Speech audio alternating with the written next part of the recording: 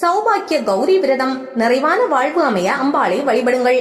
திருமணமான பெண்கள் நிறைவான வாழ்வுடன் கூடிய சௌபாக்கியத்தை பெறுவதற்காகவும் தங்கள் கணவரின் ஆரோக்கியத்திற்காகவும் நீண்ட ஆயுளுக்காகவும் சௌபாக்கிய கௌரி விரதம் இருப்பது வழக்கம். பங்குனி மாத வளர்பிறை திருதியை தினம் சௌபாக்கிய கௌரி விரத நாள் ஆகும்.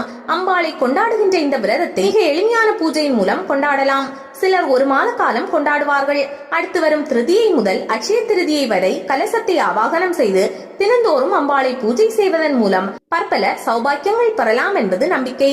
வீட்டில் பூஜை செய்ய முடியாதவர்கள் பெருமாள் கோவிலில் தாயாருக்கும் சிவாலயத்தில் அம்பாளுக்கும் விளக்கு போட்டு அர்ச்சனை செய்து வரலாம்.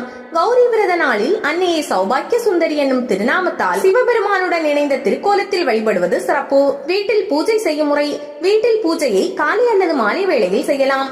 பூஜை அறையில் விளக்கேற்றி வைத்து சிவனாருடன் தேவி இணைந்த கோலத்தில் அம்பிகையின் உருவப்படத்தை மலமாலை சூட்டி சிவப்பு வஸ்திரத்தால் அலங்கரிக்க வேண்டும். மங்கள பொருட்களான மஞ்சள், குங்குமம், சந்தனம், காதோலை, கருகமணி, மரசீப்பு, கண்மை, மஞ்சள் கயிறு, மெட்டி, கொலுசு, வளையல்கள், மருதாணி, தாம்பூலம், புடவை, ரவிக்கை துண்டு ஆகியவை தயாராக வைத்துக் கொள்ள வேண்டும். பூக்கள், பழங்கள், பலகாரங்கள், நிவேதன பொருட்கள் ஆகியவையையும் தயாராக வைத்துக் கொள்ள வேண்டும். முதலில் கணபதியை பூஜிக்க வேண்டும். பின்னர் நவக்கிரகங்களை வணங்க வேண்டும். பின்னர் சிவன் பார்வதியை பூக்களால் அர்ச்சித்து வழிபட வேண்டும். தூபதீப கற்பூர ஆரத்தியுடன் தயாராக உள்ள பழங்கள், பலகாரங்கள், நிவேதன பொருட்கள், மங்கள பொருட்கள் அனைத்தையும் பக்தியுடன் அர்ப்பணம் செய்ய வேண்டும்.